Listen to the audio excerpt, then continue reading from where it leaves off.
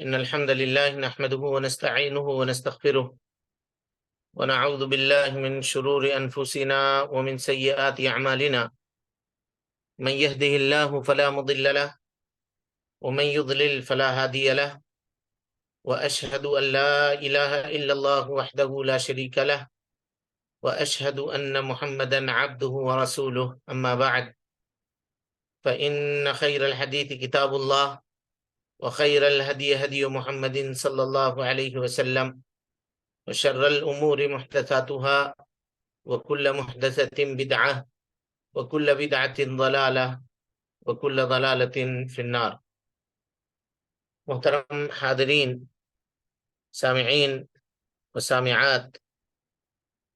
اللہ رب العالمین کا شکر اور اس کا احسان ہے کہ اس کے دین اور اس کے توحید کے تعلق سے علم حاصل کرنے کے لیے اس نے ہمیں ایک جگہ پر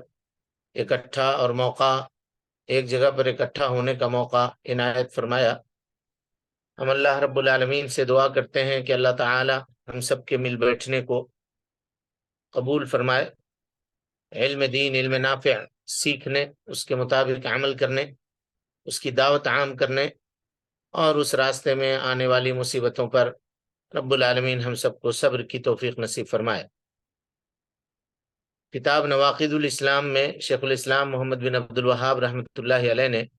8واں ناقض بیان کیا ہے، مظاہرۃ المشرکین و معاونتہم، مشرکوں کی مدد، حمایت کرنا، ان کی مدد کرنا مسلمانوں کے خلاف۔ اور اس کی دلیل یہ ہے، یعنی یہ ناقض ہے، توحید کو توڑ دینے والا، اسلام کو منہدم کر دینے والی چیزوں میں سے ایک چیز ہے کہ آدمی کفار کی اور مشرکین کی حمایت کرے، ان کی مدد کرے مومنوں اور مسلمانوں کے خلاف۔ اور اس کی دلیل ہے کہ تم میں سے جو ان کی طرف رجوع کرے گا یا ان سے دوستی کرے گا وہ انہی میں سے ہے، بے شک اللہ ظالم لوگوں کو ہدایت نہیں دیتا۔ کل اس کی تشریح میں آپ کے سامنے وہ روایت جس کو امام بخاری رحمۃ اللہ علیہ نے نقل کیا ہے، اس کے اوپر گفتگو چل رہی تھی کہ اللہ کے نبی صلی اللہ علیہ وسلم نے حضرت علی بن ابی طالب کو اور صحابہ کرام رضوان اللہ علیہ مجمعین کو بھیجا کہ ایک عورت کے پاس کوئی خط ہے، لے کر کے آؤ۔ روضہ خاک سے یہ لوگ لے کر کے آئے تو دیکھا کہ اس میں حاتب ابن ابی بلتعہ کی جانب سے لکھا ہوا یہ خط تھا جو انہوں نے مشرکین مکہ کو لکھا تھا۔ حاتب ابن ابی بلتعہ رضی اللہ عنہ نے اس کا عذر پیش کیا کہ میں مکے میں نیا آدمی ہوں، باہر سے آ کر کے بسا ہوں، مہاجرین ہمارے جو بھائی ہیں ان کے کوئی نہ کوئی رشتہ دار ہیں، ان کے رشتہ دار ان کے اہل و عیال کی حفاظت کرتے ہیں، میرا کوئی نہیں ہے، میرے بال بچے بیوی بچے وہی ہیں، لہذا میں نے چاہا کہ مشرکوں کے اوپر ایک احسان کر دوں، کل چل کر کے کوئی بات ہو تو میرے بال بچوں کو نقصان نہ پہنچائیں۔ اس وجہ سے اللہ کے نبی میں نے یہ کیا تھا، اور نہ تو میں مرتد ہوا ہوں، نہ میں ان کے دین کو پسند کرتا ہوں، اور نہ اسلام کے تعلق سے میں کوئی خیانت کرنے کا میرا ارادہ تھا۔ تو اللہ کے نبی صلی اللہ علیہ وسلم نے کہا کہ حاتم بن ابی بلتعہ نے جیسا کہا ہے بات ویسے ہی ہے، اس کے کچھ بھی نہیں ہے، اس کے علاوہ کچھ بھی نہیں ہے۔ اس حدیث میں حاتب ابن ابی بلتعہ رضی اللہ عنہ نے مشرکین کی مدد کرنی چاہی تھی، ایک طرح کی مدد ہی تھی یہ کہ آپ خبر دے رہے تھے اللہ کے نبی صلی اللہ علیہ وسلم کے تدبیر کی، اللہ کے نبی صلی اللہ علیہ وسلم کے اس راز کو آپ فاش کر رہے تھے جو مشرکوں کو نہیں جاننا چاہیے تھا۔ اس سے کیا ہوتا، مسلمانوں کی موقف اور مسلمانوں کی پوزیشن کمزور پڑتی، ان کو پہلے سے پتہ چل جاتا تو وہ تیار ہو جاتے اور بڑے مسائل کھڑے ہو سکتے تھے، لڑائیاں ہوتی، خون بہائے جاتے، تو ایسا نہیں ہونا چاہیے تھا۔ لیکن کیونکہ اللہ کے نبی جناب محمد رسول اللہ صلی اللہ علیہ وسلم کا معاملہ یہ تھا کہ آپ صلی اللہ علیہ وسلم جب بھی کوئی قوم سے غزوہ کرنے کا ارادہ کرتے تو آپ اس کو چھپاتے، ظاہر نہیں کرتے، توریہ کرتے تھے، ہے نا، چھپا کر کے رکھتے تھے، لوگوں کے سامنے ظاہر نہیں کرتے تھے تاکہ ان کو تیاری کا موقع نہ مل سکے اور خون خرابہ نہ ہو سکے۔ اب وہ بھی تیار ہیں، ادھر سے ہم بھی تیار ہیں، اور جا کر کے معاملہ اگر ہو تو ایسی صورت میں گھمسان لڑائی کا خدشہ ہوتا ہے۔ بہرحال تو حاتب ابن ابی بلتعہ رضی اللہ عنہ نے اس خاتون کو بھیج کر کے اس خبر کو افشا کرنا چاہا یہ مشرکوں کی ایک طرح سے مدد تھی، اور اللہ کے نبی صلی اللہ علیہ وسلم کے خلاف مدد تھی، صحابہ کرام رضوان اللہ علیہم اجمعین کے خلاف مدد تھی۔ باوجود اس کے جب حاتب ابن ابی بلتعہ نے یہ کہا کہ ما فعلت ذلك کفرا، اے اللہ کے نبی صلی اللہ علیہ وسلم میں نے کفر کو پسند کرتے ہوئے ایسا نہیں کیا ہے، ولا ارتدادا، اور نہ میں دین سے مرتد ہوا ہوں، ولا ردم بالکفری، اور نہ میں کفر کو پسند کرتا ہوں۔ تو اللہ کے نبی صلی اللہ علیہ وسلم نے کہا لقد صدقکم، تمہارے اس ساتھی نے سچ کہا، حاتب بن ابی بلتعہ رضی اللہ تعالیٰ عنہ نے سچ کہا، یعنی نبی صلی اللہ علیہ وسلم نے ان کے موقف کی تائید کی۔ حضرت عمر ابن خطاب رضی اللہ تعالیٰ عنہ کہتے ہیں یا رسول اللہ دعنی اضرب عنق هذا المنافق،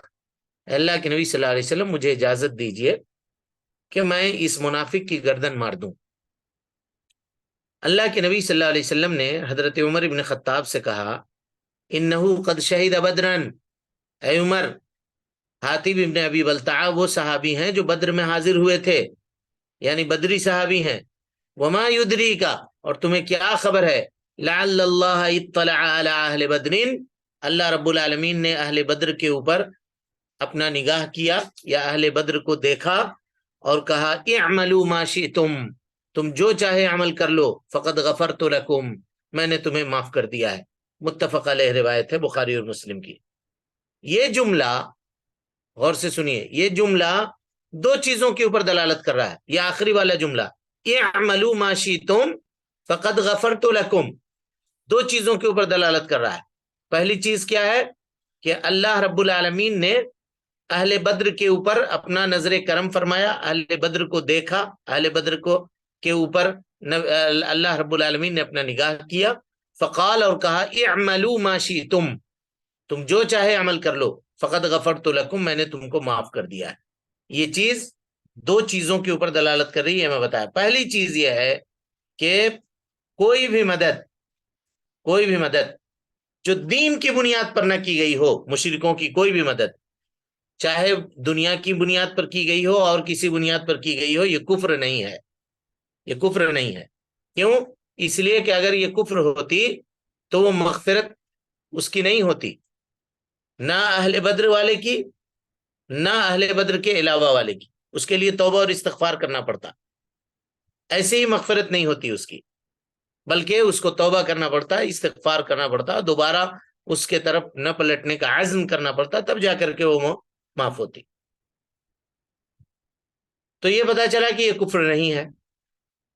دنیاوی معاملے میں ان کی مدد کرنا۔ اور دوسری چیز اس حدیث سے یہ بات سمجھ میں آتی ہے کہ یہ جو کام ہے، اگرچہ وہ دنیا ہی کے متعلق کیوں نہ ہو،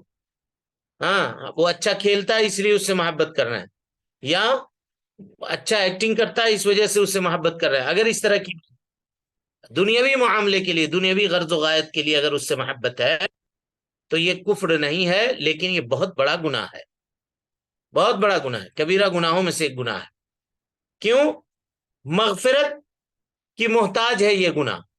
اور مغفرت کا معاملہ جو ہوتا ہے وہ کبیرہ گناہوں سے ہوتا ہے۔ اس کا استدلال کہاں سے کرتے ہیں علماء؟ کہتے ہیں کہ اللہ کے نبی صلی اللہ علیہ وسلم کا یہ کہنا کہ اللہ تعالیٰ نے اہل بدر کو دیکھا اور کہا کہ اعملوا ما شئتم فقد غفرت لکم، تم جو چاہے وہ عمل کرو، میں نے تم کو معاف کر دیا ہے، تو یہ مغفرت کا ہونا اس بات کے اوپر دلالت کر رہا ہے کہ یہ کبیرہ گناہ ہے جس کے لیے مغفرت اللہ رب العالمین سے طلب کرنا ضروری ہے۔ لہذا یہ واقعہ اس بات کے اوپر واضح طور پہ دلیل ہے جی کہ اگر کوئی آدمی کسی کی مدد اس کے دین کے علاوہ بنیادوں کے اوپر کرتا ہے تو وہ کافر نہیں ہوگا، اور ایسا کرنا کفر نہیں ہے، بلکہ یہ بہت بڑا جرم ہے،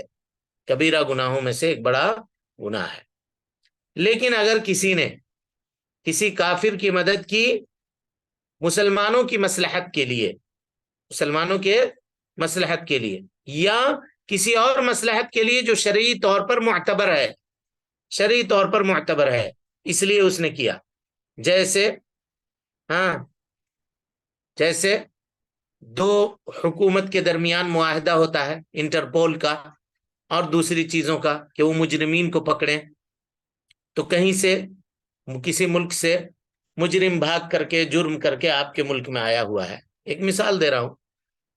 اب اس ملک کے لوگوں نے یہ معاملہ کیا کہ دیکھو بھائی ایک مجرم یہاں آیا ہے، ہمارے ملک کا ہے، آپ کے یہاں آ کر کے پناہ لیے ہوا ہے، آپ ہمارے حوالے کیجئے اس کو، کہیں کہ یہ مجرم ہے، اس کو حوالہ کرنا یہ تو ان کی معاونت کرنی ہوئی، ان کی مدد کرنی ہوئی، کہا نہیں، یہ مسلمانوں کی مصلحت ہے، اب چونکہ وہ مجرم ہے اس کو سزا دینا ضروری ہے، آپ مجرم کی حمایت کیوں کر رہے ہیں؟ نہیں، تو یہ معصیت نہیں ہے، بلکہ یہ معاملہ مطلوب ہے تاکہ ظلم کرنے والوں کو ان کو کیفر کردار تک پہنچایا جا سکے۔ اسی کی ایک مثال لیجئے، ایک چوری کرنے والا چور، اللہ تعالی ہم سب کو محفوظ رکھے، وہ کسی مسلمان ملک میں یا کسی کافر ملک میں چوری کرتا ہے اور اس نصاب کو وہ پہنچ جاتا ہے، نصاب کو پہنچ جاتا ہے جس نصاب پہ چور کا ہاتھ کاٹنا ہے، لیکن وہ کیا کرتا ہے، وہاں سے بھاگ جاتا ہے اور دوسرے ملک میں جا کر کے پناہ لیتا ہے۔ صرف چوری نہیں، کوئی فتنہ و فساد کرنے والا، اسی طرح سے امن و امان کو نقصان پہنچانے والا، دمار کرنے والا، اس طرح کے جو لوگ ہیں مساجد میں اور دوسرے مقامات کے اوپر فتنہ اور فساد پھیلاتے ہیں، یہ سارے کے سارے لوگ اگر ایک جگہ جرم کرتے ہیں دوسری جگہ پر جاتے ہیں، تو اگر کافر ملک بھی ان کو طلب کرے اور سوا گواہ ہو، سب کچھ موجود ہو، تو ان کے حوالے ان کو کر دینے میں کوئی حرج کی بات نہیں ہے، اسی میں مصلحت ہے، اسی میں مصلحت ہے، تاکہ اس طرح کے لوگ جو دین کو نقصان پہنچاتے ہیں، اسلام کے سمعہ کو اور اس کے چہرے مصفہ کو داغدار کرنے کی کوشش کرتے ہیں، ان کی سزا یہی ہے، ان کی سزا یہی ہے۔ ہاں، اب اسی کو بہانہ بنا کے کچھ لوگ یہ کہتے ہیں کہ دیکھو یہ لوگ مسلمان ممالک کے لوگ کافروں کی مدد کیا کرتے ہیں اور یہ کیا کرتے ہیں اور یہ سب مرتد ہو گئے اور ایسا کرنا باطل ہے، تو آپ کو مسئلہ ہم آپ کے سامنے بتا چکے کہ یہ باطل ہونا تو دور کی بات، یہ اصل میں معصیت بھی نہیں ہے، ہاں معصیت بھی نہیں ہے، بلکہ ولاۃ امر کے اوپر، حاکم کے اوپر یہ واجب ہے، واجب ہے کہ وہ لوگ جو خوارج کا عقیدہ رکھتے ہیں، وہ لوگ جو فساد اور مفسد ہیں، زمین کے اوپر فتنہ اور فساد پھیلانے کا کام کیا کرتے ہیں، تو حکام کے اوپر، ولی امر کے اوپر یہ واجب ہے کہ ایسے لوگوں کو پکڑیں، اگرچہ اس میں کافروں کی مدد لینے کی ضرورت کیوں نہ پڑے، اگر ایسا بھی ہے اور ان کو پکڑنے کی ضرورت ہے تو پکڑیں تاکہ امن عامہ کی حفاظت ہو سکے، معصوم خونوں کو اور معصوم جانوں کو بچایا جا سکے، اور اس طرح سے ملک اور معاشرے کے اندر امن و سلامتی ہو، سکون اور چین ہو، تاکہ لوگ اللہ رب العالمین کی عبادت کھلے دل سے کر سکیں۔ اسلام کو لوگ یہ بدنام کرتے ہیں اسلامو فوبیا اور دوسری چیزوں سے، حالانکہ اسلام امن کا جتنا بڑا پیغمبر ہے اور اسلام امن کا جتنا بڑا علم بردار ہے، دنیا کے اندر کوئی اس کی عبادتوں کا معاملہ امن سے مرتبط ہے۔ اللہ نے کہا کہ فَإِنْ خِفْتُمْ فَرِجَالًا أَوْ رُكْبَانًا، اگر تمہیں خوف ہو تو تم نماز چلتے چلتے پا پیادہ، پیدل چلتے ہوئے یا سواری کے پیٹھ کے اوپر سوار ہو کر کے نماز پڑھ لو۔ فَإِذَا أَمِنْتُمْ، لیکن جب تم کو امن ہو جائے، سکون ہو جائے، تو فَاذْكُرُوا اللَّهَ كَمَا عَلَّمَكُمْ، اللہ رب العالمین کا ذکر اس طرح سے کرو جس طرح سے اللہ نے تم کو سکھایا ہے۔ ہماری عبادتیں اس سے مرتبط ہیں، ہم کیوں امن و امان کو کوئی خراب کرنے کی کوشش کرے گا اور امن عامہ کو نقصان پہنچانے کی کوئی کوشش کیوں کرے گا؟ لیکن چند سرفرے لوگ اور اس طرح کے لوگ جو اسلام کی نمائندگی نہیں کرتے، دین کی نمائندگی نہیں کرتے، وہ سرپسند عناصر کے ہتھے چڑھے ہوئے لوگ ہیں، ان لوگوں کو دیکھ کر کے اسلام کے بارے میں اس طرح کے فیصلہ کرنا یہ زیادتی ہے، یہ زیادتی ہے۔ لہذا چاہے مسلم حکام ہو چاہے کوئی بھی ہو، ان کو پکڑنا اور ان کے لیے ان کی حمایت کرنا۔ اب کچھ لوگ کہتے ہیں کہ ہمارا دینی بھائی ہے، ہم اس کو بچائیں گے، ہم اس کو اس کے حوالے کیوں کریں گے؟ نہیں، اگر وہ مجرم ہے آپ جان رہے ہیں تو آپ بتائیے، آپ اس کو بتائیے، یہ گناہ نہیں ہے بلکہ مطلوب شرعی ہے۔ شریعت چاہتی ہے کہ معاشرہ کے اندر امن و امان ہو اور فتنہ و فساد سے معاشرہ پاک ہو۔ یہاں ایک چیز جاننے کی ضرورت ہے کہ موالات چیز ہوتی ہے اور مدد کرنا یہ ایک چیز ہوتا ہے نا، اس کو 3 قسموں میں علماء نے تقسیم کیا ہے. اس کو ذرا غور سے دیکھیے. کوئی بھی آدمی کافروں کی مدد کر رہا ہے وہ ان کے دین کی وجہ سے، کہ ہم ان کا دین اچھا سمجھتے ہیں، وہ جس دین کو ماننے والے ہیں والعیاذ باللہ ان کا دین اچھا ہے، اس وجہ سے ہم مدد کر رہے ہیں، تو ایسا کرنا یہ کفر اکبر ہے قولا واحدا. اس کو ہم پڑھ چکے ہیں. پہلی چیز. نمبر 2، کافروں کی مدد کرنا دنیا کی وجہ سے، لیکن ان کے دل ان کے دین کے تعلق سے ہمارے دل میں بغض ہو. کفار کی نصرت اور حمایت کرنا دنیاوی معاملے میں، جبکہ ان کے دین سے ہمیں نفرت ہو، دین سے نفرت ہو، لیکن ان کے بعض معاملے کو دیکھتے ہوئے ہم ان سے کیا کر رہے ہیں؟ موالات اور محبت کا معاملہ کر رہے ہیں. تو ہم آپ کو بتا دیا کہ جیسے ایکٹنگ کرنے والے سے یا کھیلنے والے سے اور دوسرے لوگوں سے لوگ محبت کرتے ہیں، اس کو اپنا آئیڈیل سمجھتے ہیں، تو ایسا کرنا جرم عظیم ہے اور شریعت کے اندر حرام ہے. اور ایسا کرنے والے کو چاہیے کہ وہ اللہ رب العالمین سے توبہ اور استغفار کرے. اور تیسری چیز یہ ہے کہ کفار کی مدد بعض مفسد اور مجرم مسلمانوں کے اوپر کرنا، جیسا کہ ہم نے بتایا کہ کوئی چور ہے، مسلمان ہی ہے لیکن چوری کر کے بھاگ آیا ہے کسی کافر ملک سے، چوری کر کے مسلم ملک میں آ کر کے پناہ لیا. اب وہ کافر ملک پورا ثبوت پیش کر کے، انٹرپول کے جو قوانین ہیں ایک دوسرے کے، پوری ثبوت پیش کر کے بتا رہا ہے کہ دیکھیے آپ کا فلاں آدمی فلاں نام کا، یہ پاسپورٹ نمبر ہے، یہ فلاں ہے، ہمارے یہاں رہ رہا تھا اور اس نے ہمارے یہاں ایک ناگرک کو قتل کر دیا ہے ناحق. وہ ہمیں مطلوب ہے، ہمارے کورٹ کو چاہیے، ہم اس کا لیگل معاملہ کرنا چاہتے ہیں. تو اب یہ مسلم ملک ہے کہ نہیں، ہمارا مومن آدمی ہے، ہمارے یہاں پناہ لے لیا ہے. آپ شواہد اور معاملات کو دیکھ رہے ہیں تو اس کے حوالے کیجئے، عدالت میں اس کا معاملہ جائے گا، فیصلے ہوں گے، اور وہاں پھر اگر اس نے واقعی جرم کیا ہوگا تو اس کی سزا ہوگی. تو یہ کرنا مصلحت ہے اور مفسدت کو دور کرنا ہے، اور یہ جائز ہے. اور آپ اس کو پناہ دے دیتے ہیں اپنے ملک کے اندر، تو گویا کہ آپ اس کو شہ دے رہے ہیں. کل وہ اس ملک میں جرم کیا، آج آپ کے ملک میں جرم کرے گا اور جریمے کو پھیلائے گا. تو ایسا کرنا یہ شریعت میں ممنوع نہیں ہے. ان 3 پوائنٹس کو اگر آپ سمجھ گئے تو اس کو خوب اچھی طرح سے سمجھ سکتے ہیں. اس کو کہتے ہیں تولی کرنا، وَمَن يَتَوَلَّوْهُمْ، جو قرآن مجید کی آیت. ایک ہے موالات. جی، موالات کہتے ہیں محبت کرنے کو اور دلی طور پر اس سے چاہت رکھنے کو، دلی طور پر اس سے چاہت رکھنے کو. اور اس کو سمجھیے کس طرح سے کہ کوئی آدمی کسی کافر سے محبت کرتا ہے دین کی وجہ سے، اس کے دین کی وجہ سے، اس کے دین کی وجہ سے، اس لیے کہ وہ کافر ہے، اس لیے ہم اس سے محبت کرتے ہیں، تو ایسا کرنا حرام ہے. محبت، یہ حرام محبت ہے اور یہ کفر بھی ہے. اور یہ کیا ہے؟ کفر بھی ہے، اور وہ دائرہ اسلام سے خارج ہو جاتا ہے، دائرہ اسلام سے خارج ہو جاتا ہے، مرتد ہو جاتا ہے. اس لیے کہ کافر سے محبت کرنا اس کے کفر کی وجہ سے، یہ کفر سے رضامندی کی دلیل ہے، کفر سے رضامندی کی دلیل ہے. اور کفر کے اوپر اس کی حمایت اور اس کی مدد کرنی ہے، بلکہ اس کے کفریہ اعمال سے محبت کرنا ہے. اور یہ سب کے سب کیا ہے؟ کفر ہے. اور اسی کے اوپر شرعی نصوص جو وارد ہے نا، اس کا اطلاق کیا جائے گا، اس کا اطلاق کیا جائے گا. اب اس دوسرے پوائنٹ کو سمجھیے. اگر کوئی آدمی کسی کافر سے محبت کرتا ہے، قلبی محبت ہے، لیکن وہ محبت کا تعلق طبیعت سے ہے، طبیعت سے ہے جو دل کے اندر پیدا ہوتی ہے، اور کوئی اس کا سبب یا اسباب نہیں ہوتا، تو اس انسان کا مواخذہ اس کے اوپر نہیں ہوگا. مثال کے طور پر والعیاذ باللہ کسی کے پیرنٹس جو ہیں، والدین میں سے دونوں یا کوئی ایک غیر مسلم ہے، ایک مثال دے رہا ہوں میں، یعنی وہ پہلے اس دین کے اوپر تھا، یہ مسلمان ہو گیا، لڑکا یا لڑکی کوئی بھی، اب اس کے والدین یا اس کے گارجین یا اس کے بھائی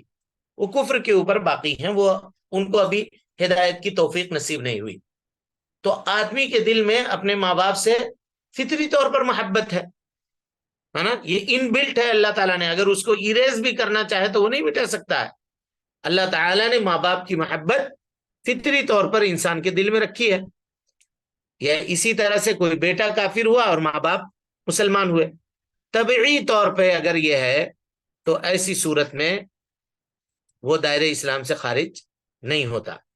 دائرہ اسلام سے خارج نہیں ہوتا، جبکہ اس سے چاہیے کہ وہ اس کے کفر کی وجہ سے اس سے بغض و عداوت رکھے، اس کے کفر کی وجہ سے اس سے بغض و عداوت رکھے. اسی طرح سے اگر کوئی آدمی کسی کتابیہ سے نکاح کرتا ہے، کسی کتابیہ سے نکاح کرتا ہے اور اس سے محبت کرتا ہے اس لیے کہ وہ اس کی بیوی ہے، ظاہر ہے جب اس سے نکاح کرے گا اہل کتاب سے تو اس سے محبت رکھے گا. آدمی اپنی بیوی سے محبت کرتا ہے تو ایسی صورت میں اگر وہ اس کے دین سے نفرت کرتے ہوئے اس سے محبت کر رہا ہے تو اس میں انشاءاللہ اس کا مواخذہ نہیں ہوگا، کیونکہ شریعت نے ہی اس کی اجازت دی ہے. اس کے علاوہ کافر کی مدد کرنا ان دونوں پوائنٹس کے علاوہ ہے نا، یعنی وہ طبعی محبت بھی نہیں ہے اور ایسی محبت ہے جس کو آدمی اپنے دل کے اندر خود سے پیدا کرتا ہے لیکن وہ اس کے دین کی وجہ سے اگر نہیں ہے تو یہ حرام ہے. اور کسی مسلمان آدمی کے لیے یہ جائز نہیں ہے کہ وہ کافروں سے اس طرح کی محبت رکھے جس کا تعلق قلبی محبت سے ہو، دنیاوی غرض کے لیے ہی کیوں نہ ہو، دنیاوی غرض کے لیے ہی کیوں نہ ہو. ٹھیک ہے.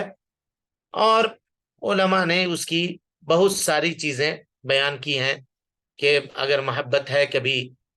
جیسے مثال کے طور پہ کوئی آدمی بیمار پڑا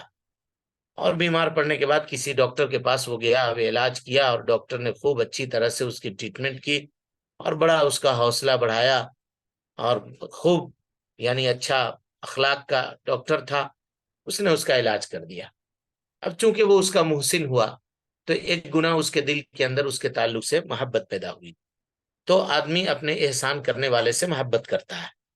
لیکن یہ محبت کا تعلق صرف دنیاوی غرض تک محدود ہونی چاہیے. اس سے ہم نفرت کریں گے اس بنیاد پر کہ وہ کافر ہے، اس کے دین کی بنیاد پر، لیکن چونکہ اس نے ہمارے اوپر احسان کیا ہے تو ہم اس کے اوپر احسان کریں گے اور مدارات جو زبانی طور پہ ہے وہ اس کا ہم لحاظ رکھیں گے، ہے نا. سر، ڈاکٹر صاحب کیسے ہیں آپ، یہ چیزیں ہو سکتی ہے. کبھی اس کو تحفہ تحائف بھی بھیج دیا، کبھی اور معاملہ بھی کر دیا، تو اس میں کوئی حرج کی بات نہیں ہے. اللہ کے نبی جناب محمد رسول اللہ صلی اللہ علیہ وسلم جب طائف کی طرف نکلے، حضرت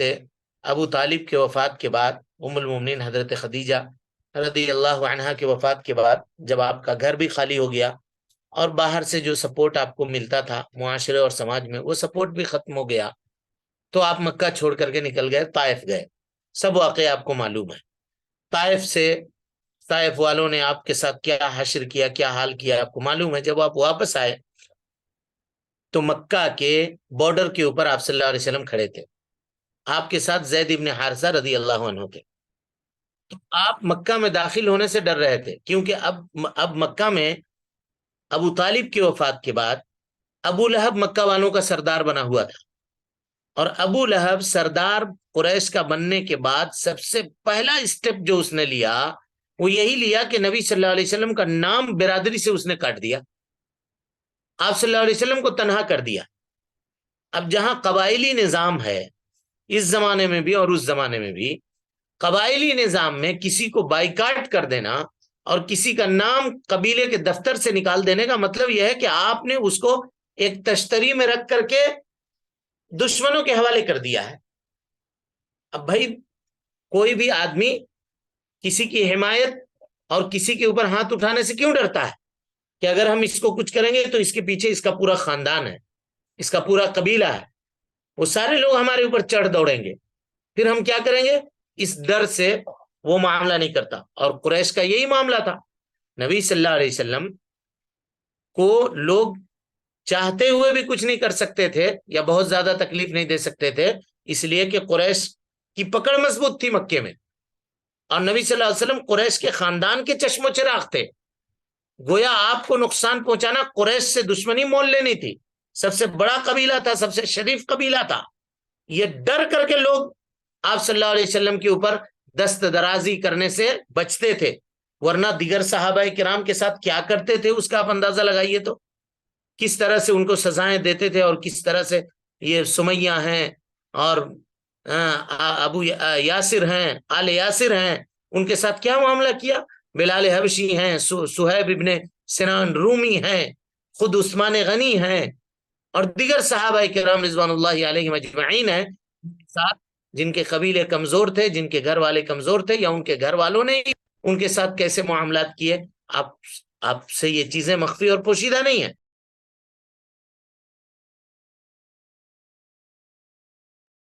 اس مردود نے، لعین نے کی کہ اللہ کے نبی صلی اللہ علیہ وسلم کا نام کاٹ دیا قبیلے سے۔ اب آپ اکیلے ہو گئے، اسی لیے آپ کو چاہیے تھا کہ کوئی ہمارا بیکنگ کرنے والا موجود ہو، ظاہری طور پر سپورٹ کرنے والا موجود ہو۔ تو آپ طائف گئے، طائف میں لوگوں کو بات کیا، وہاں کے لوگ جو تھے وہ ان سے زیادہ سخت نکلے۔ سرداروں کے پاس جب آپ بیٹھے تو انہوں نے ٹکا سا جواب دے دیا، آپ کو کہا کہ دیکھو میاں، اگر آپ نبی ہو تو ہم لوگ بہت چھوٹے لوگ ہیں، ہم آپ سے بات نہیں کر سکتے، اور اگر آپ نبی نہیں ہو، دیکھیے کیسے جواب دے رہے ہیں، اگر آپ نبی نہیں ہو تو تم اتنے چھوٹے آدمی ہو کہ ہم جیسے بڑے لوگوں سے تم بات نہیں کر سکتے۔ یعنی کوئی راستہ ہی نہیں رکھا انہوں نے آپ صلی اللہ علیہ وسلم سے بات چیت کرنے کا، گویا آپ وہاں سے بیرنگ واپس آ گئے بغیر فائدے کے، اور واپس کر دیتا تو چلو ٹھیک تھی، اپنے گاؤں محلے کے کچھ گنڈوں کو، اوباشوں کو پیچھے لگا دیا، جو آپ کے اوپر آوازیں کستے تھے، آپ کے اوپر پتھریں برساتے تھے، آپ کو دوڑاتے تھے گلی کوچے کے اندر، اور یہ حال کیا،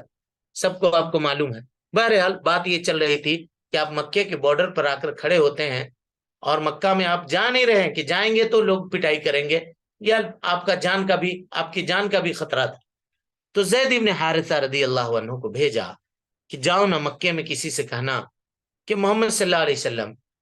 مکہ کے حدود میں کھڑے ہیں، تم میں سے کوئی نبی صلی اللہ علیہ وسلم کو پناہ دے گا تاکہ وہ داخل ہو جائیں۔ زید ابن حارثہ کہتے ہیں کہ ایک ایک فیملی کے پاس میں گیا، 5 فیملیوں کے پاس گیا، یکے بعد دیگرے، اور ان کے سامنے نبی صلی اللہ علیہ وسلم کی اس خواہش کو رکھا، فَإِنَّ مُحَمَّدًا قَائِمٌ بِشَفِيرِ مکہ، اللہ کے نبی صلی اللہ علیہ وسلم مکہ کے حدود پہ کھڑے ہیں، داخل ہونا چاہتے ہیں، یرید ان يدخل، لیکن کیا تم پناہ دینا چاہتے ہو؟ ہر ایک نے معذرت کر لی کہ نہیں نہیں، ہم پناہ نہیں دے سکتے۔ کسی نے کہا کہ بھائی ہم یہاں کے آدمی تھوڑی ہیں، ہم اگر کسی کو پناہ دیں گے تو قریش میرے پناہ کو قبول نہیں کرے گی۔ دوسرے کے پاس گئے، یہاں تک کہ مطعم ابن عدی نام کا ایک شخص تھا، ہاں مطعم ابن عدی، یہ جبیر ابن مطعم رضی اللہ تعالیٰ عنہ کے والد ہیں، یہ مطعم ابن عدی، ان کے پاس گئے زید ابن حارثہ، اور انہوں نے کہا کہ اے مطعم، اللہ کے نبی صلی اللہ علیہ وسلم مکہ کے حدود میں کھڑے ہیں جی، داخل ہونا چاہتے ہیں مکے میں، کیا تم پناہ دیتے ہو؟ کہا محمد صلی اللہ علیہ وسلم کھڑے ہیں، یہ کیا بات ہوئی، کیوں مکہ میں کیوں نہیں ہے؟ نہ ایسا ایسا معاملہ ہوا۔ کہا اچھا اچھا اچھا ٹھیک ہے۔ 4 بیٹے تھے ان کے، چاروں کو بلایا مطعم ابن عدی نے، کہا چلو جی جنگی لباس پہنو، تلواریں اٹھاؤ، ذرا بختر لگاؤ، اور چلو خانہ کعبہ، لے کر کے 4 بیٹوں کو لے کر کے مطاف میں آ گئے یہ مطعم ابن عدی، اور سرداران قریش جو تھے اور دوسرے لوگ جو تھے مکہ کے بڑے بڑے سردار وہیں بیٹھے رہتے تھے، وہیں پڑے رہتے تھے خانہ کعبہ کے مطاف میں۔ تو کہا کہ دیکھو جی، ہم نے محمد صلی اللہ علیہ وسلم کو پناہ دیا ہے، اب اگر کوئی ان کو نقصان پہنچائے گا تو گویا وہ میرے پناہ کو توڑنے والا ہوگا۔ ابو جہل آگے بڑھا اور اس نے کہا کہ تم ہوتے کون ہو ان کو پناہ دینے والے؟ تمہاری پناہ کو ہم نہیں مانتے۔ کہا اچھا، یہ میرے 4 بیٹے ہیں، ان سے مقابلہ کرو، تو میرے پناہ کو نہیں مانتے ہو تو ان سے مقابلہ کرو، ان کو مار دو، اس کے بعد ہم کمزور پڑ جائیں گے، پھر جو فیصلہ ہوگا میرے بارے میں کرنا۔ تو ابو جہل دیکھا کہ ارے یعنی جد ہے، یہ پورے طور پہ اڑ کر کیا ہے، اور بیٹوں کو ریڈی تیار کر کے لایا ہے، آپس میں ہم لوگ لڑ کر کے کیا کریں گے، عقل مند تھا، اسی لیے اس کو ابو الحکم کہا کرتے تھے، لیکن اس ابو الحکم کی عقل مندی جو ہے وہ کام نہ آ سکی، وہ ابو جہل ہو گیا، دین قبول نہ کرنے کی وجہ سے اس کی عقل دھری کی دھری رہ گئی۔ انہوں نے سوچا کہ ہم لوگ خود کیوں لڑیں گے، مطعم ابن عدی سے پوچھا کہ اے مطعم، کہ تم ایسے ہی صرف پناہ دینا چاہ رہے ہو کہ تم نے اس کا دین قبول کر لیا ہے؟ کہا نہیں نہیں، میں نے دین قبول اس کا نہیں کیا ہے، میں بس پناہ دینا چاہ رہا ہوں، بس بات کو اس نے پلٹ دیا ابو جہل، کہا کہ تب ٹھیک ہے، اگر دین قبول نہیں کیے ہو تو تمہارے پناہ کو ہم قبول کرتے ہیں، لیکن اگر اس کا دین قبول کر کے تم کیے ہو تو ہم نہیں کریں گے۔ کہہ دیا، بات آئی گئی، ختم ہو گئی، نبی صلی اللہ علیہ وسلم آ گئے مکے میں۔ اب اس کے بعد جب غزوہ بدر ہوا، یہ محل استشہاد ہے، جب غزوہ بدر ہوا اور ان کے 70 بھیٹنر پکڑے گئے، جن کو پکڑ کر کے مسجد نبوی میں صحابہ کرام نے باندھا، کفار کے 70 جو رؤوس اور سردار تھے ان کے، وہ پکڑے گئے، 70 تو مارے گئے، جو پہلے صف کے لوگ تھے، کریم لوگ تھے، وہ سب کے سب ختم ہو گئے۔ یہ سیکنڈ والے جو لوگ تھے، یعنی دوسری لائن کے جو لوگ تھے، یہ سب کے سب پکڑے گئے وہاں۔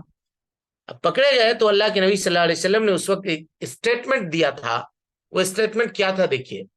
آپ نے کہا تھا لو کان مطعم ابن عدی حیا، اگر آج مطعم ابن عدی زندہ ہوتا، اگر آج مطعم ابن عدی زندہ ہوتا، وکلمنی علی ہؤلاء النتنا، اور ان گرے پڑے لوگوں کے، غلیظ لوگوں کے متعلق مجھ سے اگر سوال کرتا، پوچھتا، یا کہتا کہ ان کو چھوڑ دو، ان کو جانے دو، تو میں مطعم ابن عدی کے احسان کا بدلہ دیتے ہوئے ان سب، لیکن مطعم ابن عدی سے پہلے انتقال کر چکے تھے۔ تو دیکھا آپ نے، شخص نے آپ کے اوپر احسان کیا تھا تو آپ نے اس کا بدلہ دینا چاہا۔ تو بات یہ چل رہی تھی کہ اگر آپ کے اوپر کسی نے احسان کیا ہے اور اس احسان کی وجہ سے اگر آپ اس سے محبت کرتے ہیں، لیکن اس کے دین کی وجہ سے آپ اس سے نفرت کرتے ہیں، تو انشاءاللہ اس کے اندر کوئی ملامت نہیں ہے۔ اس کے اور مزید تفصیلات ہیں جی، جو انشاءاللہ کتاب التوحید میں اس کا چیپٹر ہے، وَمِنَ النَّاسِ مَن يَتَّخِذُ مِن دُونِ اللَّهِ أَندَادًا يُحِبُّونَهُمْ كَحُبِّ اللَّهِ وَالَّذِينَ آمَنُوا أَشَدُّ حُبًّا لِلَّهِ۔ ہاں، اس آیت میں کے تحت شیخ الاسلام محمد بن عبد الوہاب رحمۃ اللہ علیہ نے باب قائم کیا ہے، ولا اور برا کا باب، وہاں پہ اس کو تفصیل سے پڑھا جا سکتا ہے۔ اللہ رب العالمین سے دعا ہے کہ اللہ تعالی ہمیں اور آپ کو حسن عمل کی توفیق دے۔ رب العالمین ہم سب کی اصلاح فرمائے، نیکیوں کو قبول کرے، سیئات سے درگزر فرمائے۔ اللہ تعالی ہم سب کے اعمال کو، ہم سب کی نیکیوں کو قبول فرمائے، اور ہم سب سے جو کوتاہیاں یا غلطی جانے انجانے میں ہو رہی ہے، رب العالمین ان سب کو معاف فرما دے، اور اس آخری عشرے میں اللہ تعالیٰ کثرت سے عبادت کرنے کی توفیق دے، اور ہم سب کی عبادتوں کو شرف قبولیت سے نوازے، ذخیرہ آخرت بنائے، ہم سب کے گردنوں کو، ہم سب کے ماں باپ کے گردنوں کو اللہ رب العالمین، اور ہم سب کے رشتہ داروں کے گردنوں کو اللہ دنیا کے تمام مومنوں کی گردنوں کو جہنم سے آزاد کر دے، جب تک زندہ رکھے، دین اسلام پہ زندہ رکھے، اور جب اٹھائے ایمان پہ اٹھائے۔ اقول قولی هذا واستغفر الله لي ولكم ولسائر المسلمين من كل ذنب وخطيئة